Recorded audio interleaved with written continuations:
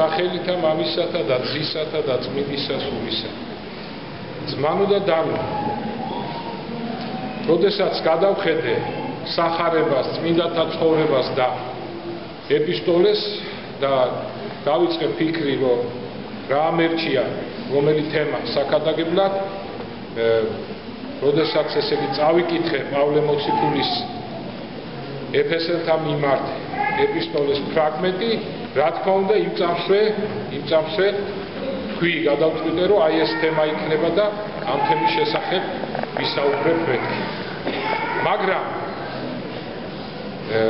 ამ თემამ თვითონ, აი რაც დღეს თქვენ მოისმინეთ ეპისტოლე პავლე მოციქულისა, ამ თემამ მოიტანა ერთი მეტად საჭირო საკითხი, რის გამოც თემა კი არ შევცვალე, ასე ვთქვათ,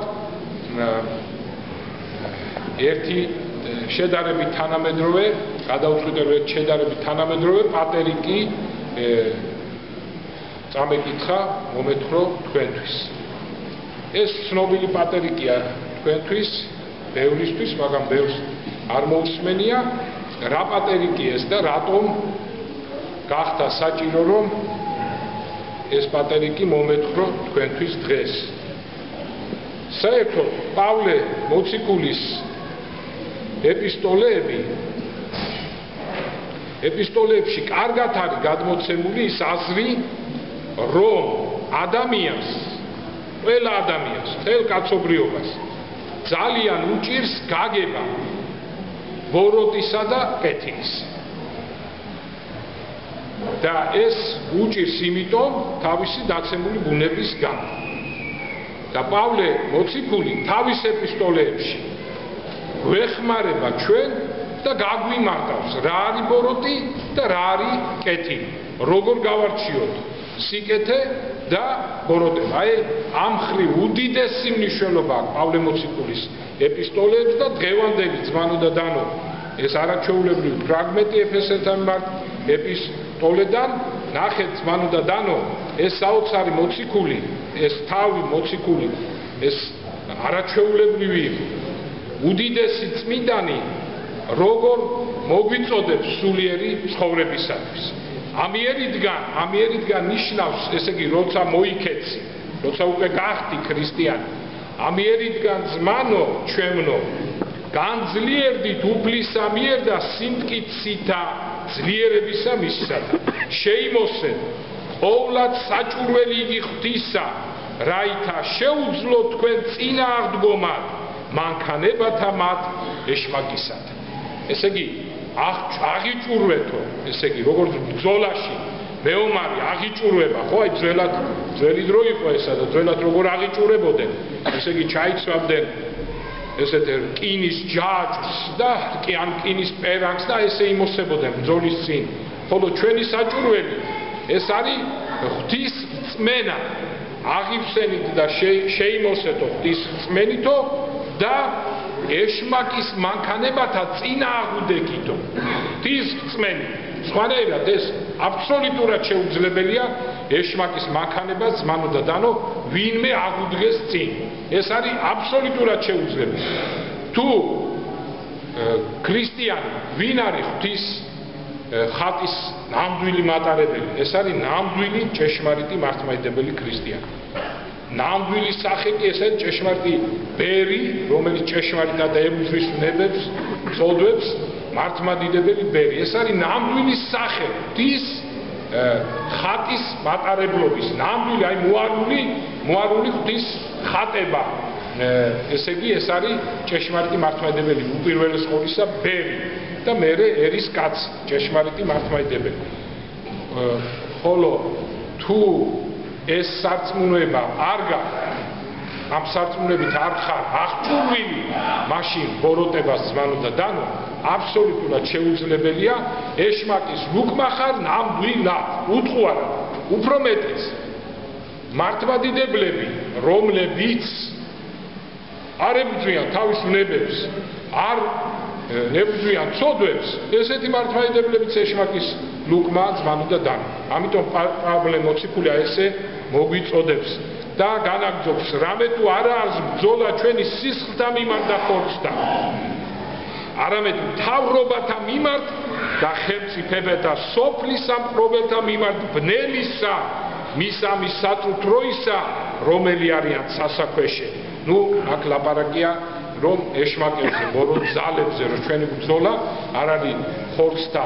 ამ შემთხვევაში პავლე გულისხმობს სულიერ ბრძოლას, თორემ ქრისტიანი როცა ბრძოლა, როცა ომია, იქ უკვე მტერსაც ემზვის და აქ ამას არ გულისხმობს პავლე მოციქული, იმიტომ რომ ზოგიერთ პროტესტანტ, ზოგიერთ მოყავს ეს ადგილი, რომ აი ჩვენი ბრძოლა არ არის ბრძოლა ხორცსა და სისხლის წინააღმდეგო და ამით თითქოს ადასტურებენ იმას, რომ პავლე მოციქულმა აკრძალა ბრძოლაში წასვლა, ესე იგი როცა მტერი გესხვის თავს, იარაღის ხელში აღება და ასე შემდეგ. აქ სხვა რამეს გულისხმობს პავლე მოციქული. ამისთვის აღიღეთ ყოვლად საჭურველი იგი ღვთისა, რათა შეუძლოთ წინააღმდგომა დღეს ამას ბოროტსა, ყოველსავე იქმოდეთ, რაითაც დგეთ. მოირთყენით წელნი თქვენი ჭეშმარიტებითა, შეიმოსეთ ჯაჭვი იგის სიმართლისა, შეიხსენით ფერხნი თქვენი გამზადებული იგის სახარებისა მშვიდობისა, ყოველსა შინა აღიღეთ ფარი იგის სარწმუნოებისა, რომლითაც შეუძლოთ ყოველთამად ისართა ბოროტა, განხურვებულთა დაშრეტად და ჩაფხუტი იგი ცხოვრებისა დაიდგით და მახვილი იგი სულისა, რომელ არ სიტყვა ღვთისა. ესე იგი ძმანო და დანო, პავლე მოციქული მოვიწოდებთ, რომ სარწმუნოებით გამივსჭვალოთ და ყოველგვარ ბოროტებას აღუდგეთ სარწმუნოებით. წინააღმდეგ შემთხვევაში გარანტირებულია დამარცხება სულიერი ამქვეყნიური და მერე უკვე რა თქმა უნდა მარადიულის. ეხლა შეიძლება ვინმე თქვას, ფიზიკური დაჭრილი ვინახია ტელევიზორში ყოველ შემთხვევაში ხო ფილმებში ძალიან ხშირად. და გასაგებია ვიცით ეს ფიზიკური ტკივილი რა არის, დაჭრა რა არის, მაგრამ აი რა არის სულიერი დაჭრა? ანუ ზოგი ესეთ აზრს ატარებს. აი მთავარია რომ ფიზიკურად არ დავიჭრათ, ფიზიკურად ვიყოთ კარგად, თორე რამდენი ახლა ისეთი ადამიანი რომელიც არ ცხოვრობს ეკლესიურად, მაგრამ შვენივრად გამოიყურებიან ფიზიკურად, არა ძმანო და დანო. სულიერი ჭრილობა არის გაცილებით უფრო საშიში და უბედურება ვიდრე ფიზიკური ჭრილობა. აი მაგალითად, ვინ არის დაჭრილი სულიერად? ისე უბრალო მაგალითი ავიღოთ. მილიონ და მილიარდ სულიერ დაჭრილთაგან ერთი ასე ვთქვათ.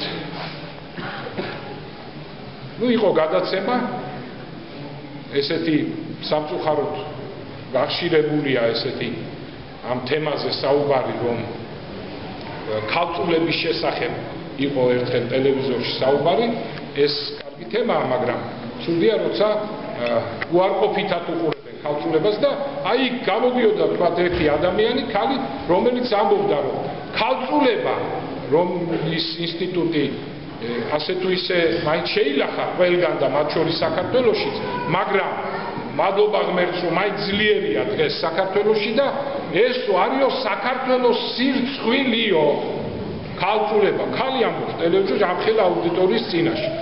ეს არის სირცხვილი და მეო ჩემ გოგონასო ყოველნაირად ვეცდებიო, სანამ თუ ის დაუჯახდება, სანამ დაუჯახდება, ეს სამართლო ლაქა არ აჩნდეს მას.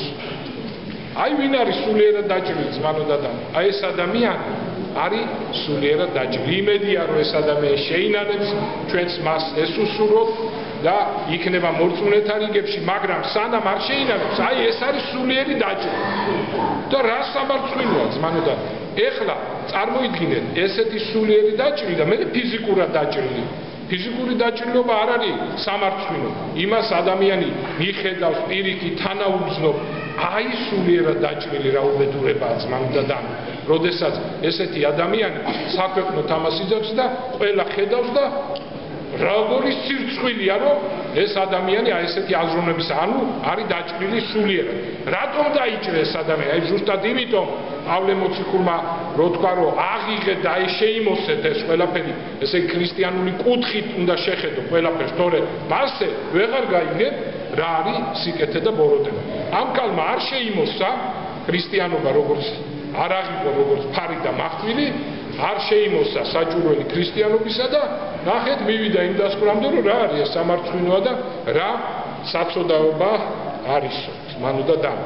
სხვათა შორის აქ პატარა გადახვევას გავაკეთებ. როდესაც უფალი ჩვენ რაიმეზე გვეუბნება, აი კერძოდ ქალწულება რომ უნდა შეინარჩუნოს თუ გათხოვდება, ნუ თავისუფალია ქმართან, მაგრამ ქალწულება უნდა შეინარჩუნოს, ამაში ჩვენ ვერ ვხედავთ, მაგრამ არის უდიდესი სიბრძნე. იქ რაღაცა ხდება, ფიზიკურადაც რაღაც ხდება, ძმანო და ფსიქოლოგიურად რაღაც ხდება, როცა ირღვევა ქალწულება. აი მაგალითად არ შეიძლება რაღაც საშუალებებით მშობიარო, ქალმა ბუნებრივად უნდა იმშობიაროს. ძველადაც იყო რაღაც საშუალება, ეხლა განსაკუთრებით თუ ეხა ქალი სიკვდილის პირას არ არის მისული და აუცილებელია საგეისტრო, ეს სხვა. და მეცნიერებმა დაადგინეს და ზოგიერთი დასცინოდა აი ქრისტიანობას, რომ აიო რახეო, რა იციანო, მაგენმა საჭიროაო და არ ეუნებიან, რომ არ შეიძლება და ბუნებრივად იმშობიარო. მეცნიერული აღმოჩენით, ახალი აღმოჩენა, რომ ბუნებრივად ნამშობიარე ქალი იმ დროს, როდესაც ეს ბუნებრივი ტკივილები აქვს, ბავშვი იღებს ისეთ რამეს, მე ხა მაპატეთ ამ ტერმინოლოგიით მეცნიერულად ვერ ვლაპარაკობთ, მაგრამ აი 100 მოგაწვი, იღებს ბავშვი ფსიქოლოგიურად ისეთ რამეს, რომ მთელი ცხოვრება მერე გაყვება მას დადებით და გაქვს.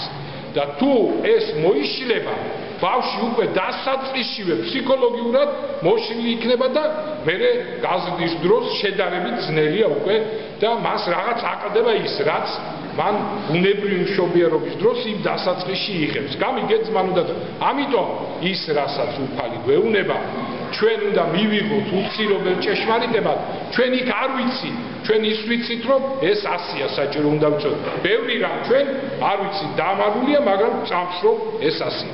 სიტყვა გამიგრძელდა და ეხლა ძმანო და დანო შეპირებული პატერი კი მინდა გითხრათ და რატო.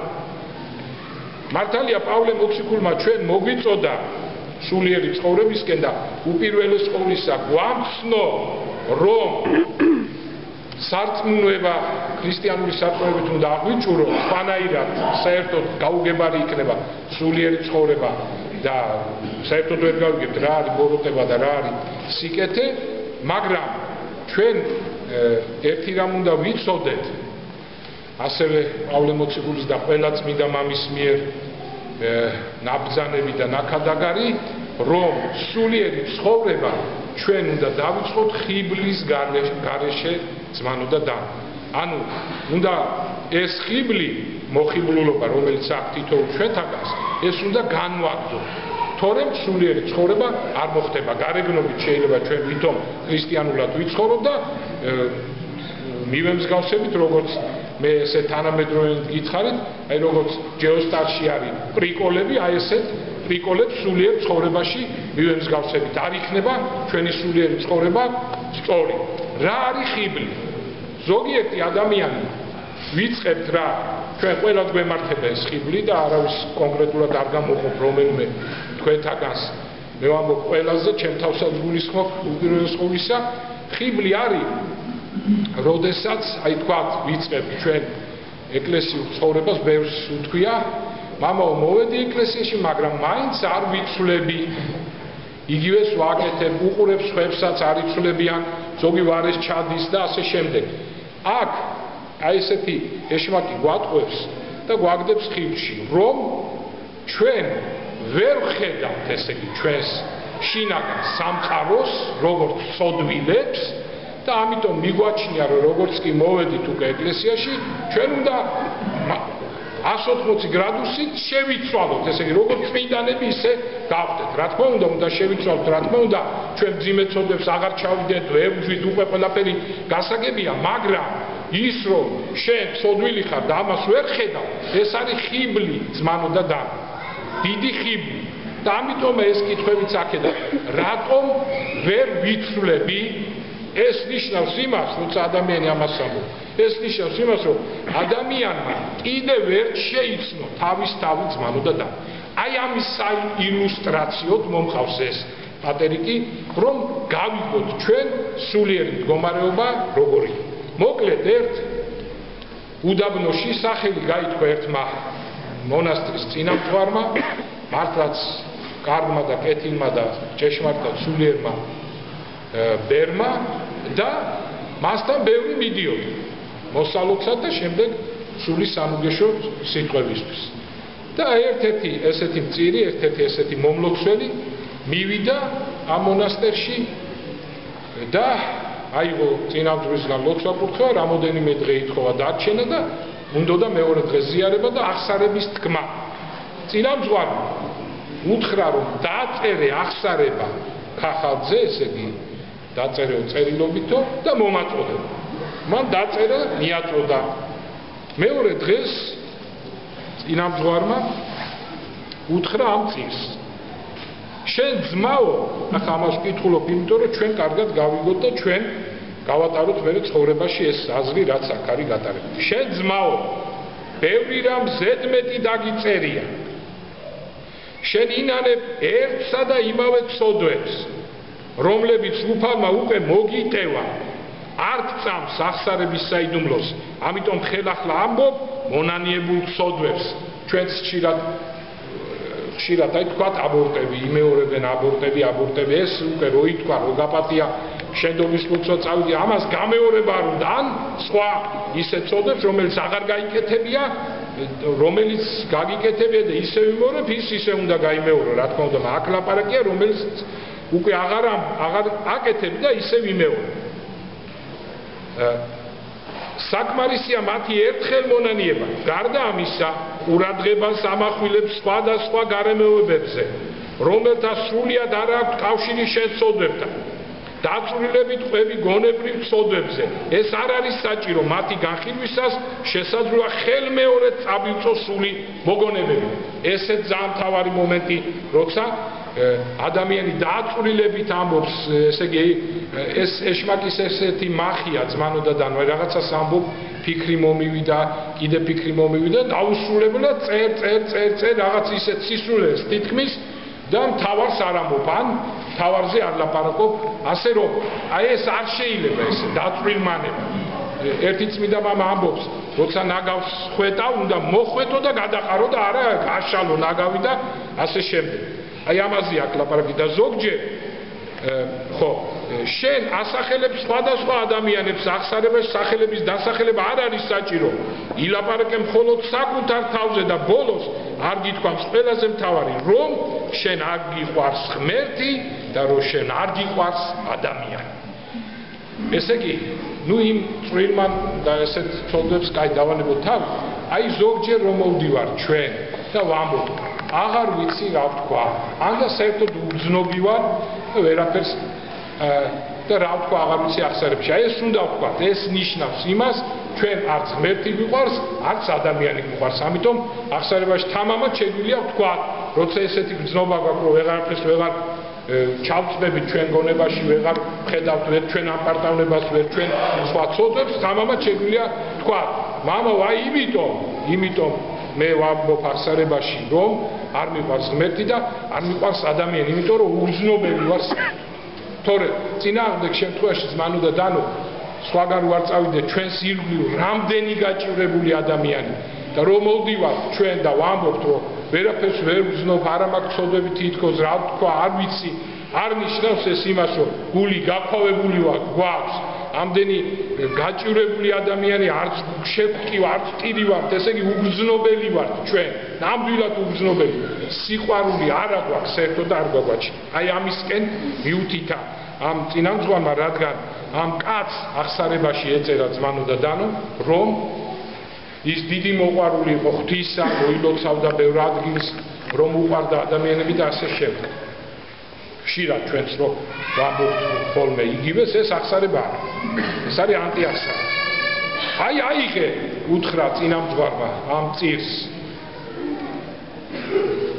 აიღე აღსარება ერთი კაცის რომელმაც ამას წინა წერილობით მომწერა და წაიკითხე სხვისი აღსარება ანახა ამით აღსარება კი არ გასცა იქ არაფერი არ იყო ლაპარაკი ვინმეზე სხვაზე ვერც გაიგებდა ვინ იყო ეს პიროვნება მაგრამ ეს აღსარება იყო დიდებული ნიმუში ამიტომ ანახა დიდებული ნიმუში როგორი უნდა იყოს აღსარება და შინაგანი ჩვენი განწყობა აი მოვისმინოთ რა უნდა და წირმა აიღო ამ მეორე კაცის აღსარება და დაიწყო კითხვა. წინამძღვართან ერთად ის წმინდა ბერი უსმენდა. ეს კითხული: ყურადღებით სწავლობდი რა ჩემ ცხოვრებას, მივხვდი, რომ სრულიად არ მიყვარს ღმერთი. ვიც მიყვარს იმის სიყვარულს გულით ვატარებ და ტკბილად ვიხსენებ მის სახელს. ის ყოველთვის მახსოვს და ვფიქრობ მასზე, მაგრამ ვერ ვფიქრობ ღმერთზე. ჩემი ფიქრების უმრავლესობა ეხება წარმავალს, ამ ქვეყნიურ ამოებას და ცოდვებს. ახლა გავიხსენოთ, პარალელურად მივყვეთ ჩვენ. ჩემი ფიქრების უმრავლესობა ეხება წარმავალს, ამ ქვეყნიურ ამოებას და ცოდვებს. დღე-ღამეში 24 საათის განმავლობაში 1 საათს თუ უთმობ ხოლმე ფიქრს ღმერთზე. როდესაც ღმერთზე ვფიქრობ, ამას უხალისო და იძულებით ვაკეთებ. მაგრამ თუ ამ დროს ვინმე ახალ ამბავს მომიტანს, მაშინ ხარბად ვიწოვ თითოეულ სიტყვას. როდესაც სახარებას და წმინდა მამათა წიგნებს ვკითხულობ, მაშინვე მავიწყდება წაკითხული. ახალი ამბები და ჭორები კი მრავალი წლის განმავლობაში მახსოვს. ეს იმას ნიშნავს, რომ მე ღმერთი არ მიყვარს. ჩვენ ძმანო და დანო ხშირად არა ნამდვილი სულიერი ცხოვრების გამო, არამედ რაღაც ასე ვთქვათ, შეიძლება მოდის გამო, შეიძლება აი ამ პარტავნების გამო ერთმანეთს ისე ცხოვრობთ, რომ ერთმანეთთან თავს ვაჩვენებთ, რომ ვართ მორწმუნეები. სინამდვილეში ძმანო და ჩვენ იმას კი არ ვამბობ, რომ ჩვენ ცუდად უნდა მოვიქცეთ, მაგრამ რაც ვართ, ისე უნდა გამოაჩინოთ თავი. უბრალოდ და აკი არ უნდა დაიჭირო პოზა, რომ შენ ხარ ვითომ დიდი მორწმუნე და ეკლესიაში აქ პიჯვას იწევდა, რომ შემოხედავს კაცი იფიქრებს, დედა რა მორწმუნეა და წახვალ და სერიალებს უყურებ, მე იმ წავსე მიუჯდები და დღე და ღამე სულ სერიალს უყურებ, სულ ვიდეოში ხარ, სულ რაღაც გართვევებს აკეთებ და მე რომ მოვალ ლოცვის დროს ეკლესიაში ის შემოდიხარ და დიდი სასუებით გადაიცებ პიჯვას, ეს მასხარაობა, სასაცილოა. ამიტომ ეს უნდა დავაფიქსიროთ უპირველეს ყოვლისა. ვინმე შეიძლება მოეჩვენოს, რას ნიშნავს ეს, ესე იგი ღმერთი თუ არ მიყვარს. ჩვენ ეს უნდა დავაფიქსიროთ. როგორც კეთილი მამა, რომელიც შენ ყველაფერს გაძლევს, ან კეთილი მამა, დედა, შვილებს, რომ თავზე გადაყოლილია და შვილები საერთო ყურადღებას არ აქცევენ მშობლებს, ხო? ვინ არის ნამდვილი კარგი შვილი? ის ვინც დააფიქსირებს და იტყვის, მე არ მიყვარს მამა, მე არ მიყვარს დედა, იმიტომ რომ ნახე როგორ ვექცევი მათ.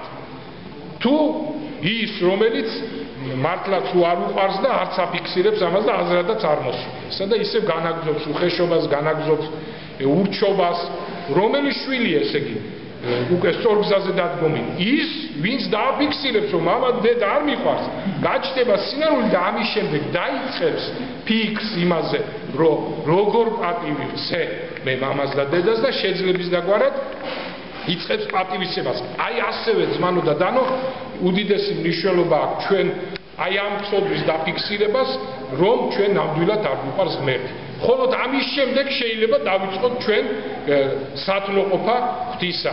თორე თუ შენ იფიქრე აი ესე მოხიბლულმა, რომ აი მე როგორ მიყვარს ღმერთი და აგზელე პარალელურად ცოდვიან ცხოვრებას, ეს ხო თამაში. აი ამაზეა ლაპარაკია. ვინც მიყვარს, მასთან სიამოვნებით ვსაუბრო. დიდი ხნით საუბარიც კი მოკლედ მეჩვენება. ყველაზე კაი მაგალითი ამ შემთხვევაში ვის არ გაუვლია შეყვარებული, აი ვის არ ყოლია, ხო? აი შეყვარებულთან გინდა მიდი და დილამდე ისაუბრებ და იქნები და ისე გიყვარს და ისე გინდა იმასთან იყო, რომ საერთოდ არ მოწყდე, ხო? აი თქვათ ერთ-ერთი მაგალითი მარტო შეყვარებულზე არ არის, ეს მაგალითისთვის. ნახეთ, ვინც მიყვარს, მასთან სიამოვნებით საუბრობ დიდი ხნით, მოკლედ დიდი ხანიც მოკლედ მეჩვენება და შეუჩნევლად გადის დრო. ლოცვაზე კი გაჭირვებით ვდგები, ძალდატანები, ლოცვის რამოდენიმე წუთი წელიწადად მეჩვენება, სურვილი მიჩნდება სასწრაფოდ მივატოვო ლოცვა და ყოველდღიური საქმეების კეთებას მივყო. საბაბსაც კი ვეძებ, რომ ჩქარა დავამთავრო ლოცვა. ამიტომ მე ვხედავ, რომ ღმერთი არ მიყვარს. წინააღმდეგ შემთხვევაში სურვილი მექნებოდა ყოველთვის მესაუბრა მასთან და მეფიქრა მასზე. ვინც მიყვარს, მასთან შეხვედრა მსურს, ტაძარში კი გულგრილად უხალისოდ მივდივარ. ვერ ვგრძნობ ღვთის სახლში ღვთისყოფნას, ესე იგი მე ღმერთი არ მიყვარს. თვით ლოცვის დროსაც კი არ ვფიქრობ ღმერთზე, არამედ რაღაც განყენებულზე. ზოგჯერ ლოცვის დამთავრების შემდეგ იმასაც ვერ ხვდები, ესეც ხშირად უთქვია და მოგვსვლია ჩვენ თვითონ ყველას ალბათ. იმასაც ვერ ხვდები, დილის ლოცვები წავიკითხე თუ საღამოს. თვით ლოცვისთვის განკუთვნილ დროსაც კი არ უძღვნი ღმერთს. თუ ვინმე გიყვარს, მის ნებას სურვილს სიამოვნებით ვასრულებ. უფალმა თქვა, ვისაც მეუყვარვარ, ის ჩემს ცნებებს ასრულებს. მე რომ ღმერთი მყარებოდა, მის ცნებებს ზეპირად ვისწავლები. შევეცდებოდი შემესრულებინა ისინი, ახლა კი რომ მკითხო, ღვთის ცნებები რომელიაო, ვერაფერს კი ვასრულებ. ამიტომ მე ვხედავ რომ ღმერთი არ მიყვარს, როდესაც არჩევანის წინაშე ვდგები, ვიმოქმედო ღვთისნების მიხედვით თუ ჩემი ავხორცი გულის თქმებით, უმეტეს შემთხვევაში საკუთარი ცოდვების მიხედვით მოქმედებ. მაშა სადამე მე ღმერთი არ მიყვარს. რაც შეეხება ადამიანის სიყვარულს, სწავლობდი რა საკუთარ თავს და ჩემ ცხოვრებას მივხვდი რომ მე ჩემი თავის გარდა არავინ მიყვარს. როდესაც ადამიანი გვიყვარს, მასში მხოლოდ სიკეთეს ვხედავ და მე კი ადამიანებში ვხედავ ცუდს, ბოროტებას, ვხედავ მათ ცოდვებს, მარტო საკუთარ თავში ვამჩნევ ღირსებას და სიკეთეს, ესე იგი მე ადამიანები არ მიყვარს. ვინც გიყვარს, იმის საქციელს ვამართლებ. მე კი პირიქით განვიკითხავ ჩემს გარშემო ყველას, როგორც უღირსებს, ეს იმას ნიშნავს, რომ მე ადამიანები არ მიყვარს. ვინც გიყვარს, მათ ხალისით ვპატიებთ. მე კი წენას დიდხანს ვერ მივიწყებ. შესაძლოა მთელი ცხოვრებაც კი ეს იმას ნიშნავს, რომ ჩემში არანაირი სიყვარული არ არის. მე ვიყურები რა ჩემს გულში, ვხედავ რომ სრულებით არ მიხარია ადამიანთა კეთილდღეობა და ბედნიერება. მე გულგვლი ვარ მათ მიმართ, მაგრამ ამაზე საშინელს ხედავ ჩემს თავში. ეს ბედნიერება გულის სიღრმეში მწყინს და უფრო მეტიც, როცა ადამიანებს უბედურება ეწევათ ხოლმე, მე გარეგნულად თანავუგზნობ, შინაგანად კი ბოროტად მიხარია. აი ეს საშინელი სცენი ადვილი დასაფიქსირებულია თუ კარგად დავაკვირდებით. ანუ ხედავთ მანო და დანო ადამიანი რა დღეშია თითოეული ჩვენთაგანი. მე კი არ ვამბობ რომ ზოგი არის და ზოგი აბსოლუტურად ყველა. ვინც გინდა ამერიკის პრეზიდენტიდან დაიწყე დაასრულე რა ვიცი სადღაც რომელიღაც უბრალო ქვეყნის მეზოვეთიც მანო და დანო აბსოლუტურად ყველა აი განსაკუთრებით ეხლა რაც წავიკითხე ამ საშინელი სცენით არის შეპყრობილი ადამიანი მთელი კაცობრიობა და აქედან გამომდინარე ჩვენ დავინახოთ რაოდენ საჭიროა ქრისტიანობა ადამიანისთვის და თუ ქრისტიანობას აი როგორც პავლე მოციქულმა გითხრა მოშორდები რა უბედურია ესეთი ადამიანი და სულიერად დაჭრილი ესეთი ადამიანი ძმად და დამ. წარმოიდგინე შენ ეს რამხელა ბოროტება დევს ადამიანში და წარმოიდგინე ხა რო არ იყოს ქრისტეს ეკლესია, არ იყოს აღსარება, არ იყოს ზიარება, არ იყოს ბრძოლა ამის წინააღმდეგ, ამ ბოროტების წინააღმდეგ რას გვიზამდა ეშმაკი ძმანო და დამ. მე რომ ჯეროდეს სახარების სიტყვების ძრწოლით ვიფიქრებდი ჯოჯოხეთზე, ვიბრძოლებდი ცათა სასუფეველის დამკვიდრებისთვის ჩემს გაყინულ გულს კი სიკვდილზე და მომავალ ცხოვრებაზე ფიქრი არ ეკარება. ეხლა აქ ერთ რამეს ჩავთავ 21-დან რაღაც პლანეტები განლაგდებაო და მოელიან ზოგიერთი მეცნიერი მოელის ესე იგი მყის შესაძლებელია მყისიერად შეიცვალოს დედამიწაზე ბუნება ადგილ-ადგილ და არავინ არ იცის რა მოხდებაო. საქმე იქამდეც მივიდა რომ ავსტრალიის თუ არ ვცდები პრემიერ-მინისტრი გამოვიდა და დაადასტურა რომ ნამდვილად ასე იქნებაო და მოემზადოთო და ასე შემდეგ და ბევრ ქვეყანაში ცნობილი პიროვნებები გამოვიდნენ, თუმცა ზოგიერთმა პრეზიდენტმა, მათ შორის პრეზიდენტი აღარა მედვედევმა, ნუ თანამდებობისპირია რუსეთში მან განაცხადა რომ მე ასეთ რაღაცების ამჯერაო, მაგრამ ნუ ასეა თუ ისეა მეცნიერები ამბობენ რომ რაღაც პლანეტები მოკლედ განლაგდება, რაღაც განლაგება ხდება პლანეტების, ეხლა მე ვერ გეტყვი ასტრონომიულ ენაზე და რაღაცა ელის დედამიწას. და შესაძლებელია ეს ნამდვილად მოხდეს. ესე იგი, რაღაც უცებ ადგილზე რაღაც გამყინვარება, სადღაც დათმობა, დიდი სიცხე და პლანეტის მეათედი გარდაიცვალა, ესე კაცობრიობის მეათედი მოგტებაო. მაგრამ რაზე ვამბობ მე? შეიძლება ეს რა თქმა უნდა არც არაფერია და ნამდვილად ცდებიან, მაგრამ მე რაზე ვამბობ, რომ აი ღვთისგან ხო ხდება მაინც ყველაფერი. შეიძლება ეს ტყილია, მაგრამ ხო ამოტივტივდა მაინც ესეთი რამე და ხო შეეშინდა მთელ კაცობრიობას. ანუ მე მინდა ის თქვა, რომ როცა ადამიანს საერთოდ აღარ ახსოვს სიკვდილი და ამ ცოდვის მორევშია მთელი კაცობრიობა, აი უფალი ესეთ ამბებით, ესეთი ზოგჯერ კიდე ადგილობრივ სადღაც აი თქვა იაპონიაში იქ რომ მოხდა დიდი მიწისძვრები და შემდეგ ახსენებს მთელ კაცობრიობას, რომ ადამიანი მოკვდავია და რომ ადამიანმა უნდა იცხოვროს ქრისტიანულად და ქრისტეს ცნებები, რომ რა იდეაც არ გინდა ზოგს რომ აწუხებს აი ოქროს მილიარდს გავაკეთებ ჩვენ და მე ეს მილიარდი მარადიულად ბედნიერად იცხოვროს დედამიწაზე, ეს არის ყველაფერი სისული. ყოველი ადამიანი სიკვდილის შვილია და ყველა წავდგებით ქრისტეს წინაშე. ძმანო და დანო, მოკლედ აღსარება დიდია ეს პატერიკი, მაგრამ მე მგონი დავასრულებ, მე მგონი თქვით ჩვენ ყველაფერი, ერთს ვიტყვი მარტო, რომელიც აპარტავნება შეეხება და აუცილებელია, იმიტომ რომ ადამიანს ეს სოდვა ყველაზე მეტად ტანჯავს სინამდვილეში და თან ისეთი მაწუარაა, რომ გონია, რომ არაფერი არ გჭირს, მე სავსე ვარ ამ პარტავნებით. გულში ჩემს გარშემო მყოფ ყველა ადამიანზე მაღლა ვაყენებ თავს. რჩეული მგონია საკუთარი თავი. მე ჩემგან კერპი შევქმენი და მხოლოდ მას ვცემ თაყვანს. იმისთვის კი არ ვკითხულობ წმინდა წერილს და წმინდა მამათა შრომებს, რომ აღვასრულო ისინი, არამედ იმიტომ, რომ წმინდა წიგნების შესახებ საუბრისას თავი გამოვიჩინო ადამიანთა წინაშე. ხოლო თუ ერის კაცს შევხვდი, მეშინია განვაცხადო, ესე იგი არა მორწმუნესო, რომ მორწმუნევა, რათა არ დამცინო, ამ ფანატიკოსი არ მიწოდო, პიჯვირის გამოსახვაც კი მსხვენია ერის კაცთა წინაშე. ჯვრისა, რომლითაც გადარჩა ადამიანთა მოდგმა, ამიტომ მიმაჩნია, რომ მე ვარ ადამიანი, რომელსაც ღმერთი არ უყვარს, ძულს ადამიანები არ სწამს სიწმინდისა და ახსავსია სატანური აპარტავნებით. როდესაც ეს ამ კაცმა წაიკითხა, გაუგნდა და უთხრა, რომ მამაო, სამწუხაროთო, მეო ამ ცოდვებსო ვერაფრით ვერ ხედავდიო და ამ ახსარებამ თვალი აღუხილა. ჩვენ ძმანო და დანო, აი ესე უნდა ვიყოთ. ჩვენ უნდა ვიცოდეთ, რომ ეკლესიაში დავდივართ, იმიტომ კი არა, რომ ეს მოდა, ეხა მართლაც ჭალებში მოდასავეთა უამრავი ხალხი დადის, ძალიან კარგია ეს, ძალიან.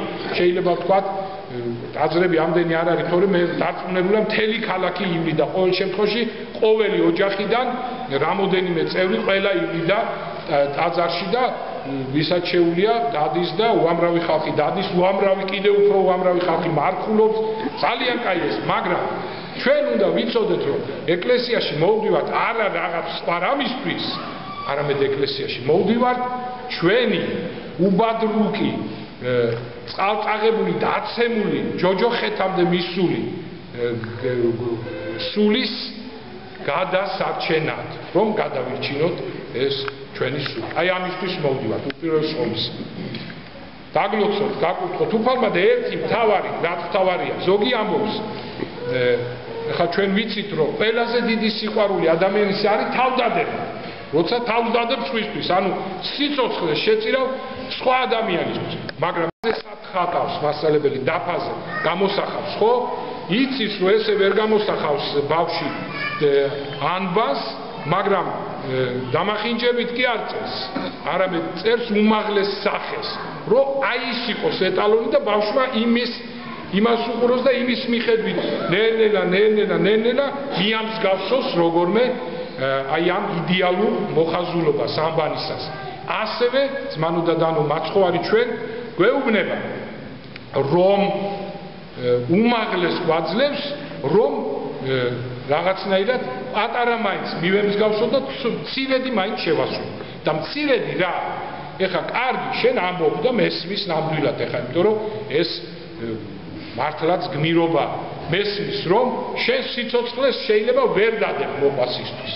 ნუ ყოველ შემთხვევაში შეიძლება მოხდეს ისე რომ შენ დადო და სხვა რომელიც უფრო გამორჩეული იყო იმან ვერ დადოს რა იცი რა ხდება მომავალში მაგრამ ნუ შეიძლება ვერ დადო ხო კაი თავი შენ ამბობ რომ მე უძრული ვარ მაგრამ ეს მაინც ხო შეგიძლია პირველი საფეხური და პირველი საფეხური მოყვასის სიყვარულის ყოფილა ძმანო დადანო არ განკითხვა ეს ხო შეგიძლია კაცო კარგი არ ხტები წყალში რომ მიდის არ გადაარჩე და თავს არ დადები ვიღაცას ტყვიას არ შეუშვებ ამას არ აკეთებ ეს მაინც ხო შეგიძლია რომ არ განიკითხო კაცო ამიტომ დავიწყოთ აი დაბალი საფეხური და ეს უკვე იქნება სიყვარული გამოხატული მოყვასისა აი ვინმე არის ხო ტერია არ გვიყვარს ვინმე ადამიანი ვინც წინააღმდეგ ვართ და გვახშობს ეს სიძული აი ეს ადამიანი არ განიკითხო და უკვე შენ მართალი იქნები იმ კაცთან და უკვე შენ ხარ პირველ საფეხურზე ძმანო და დანო სიყვარულის და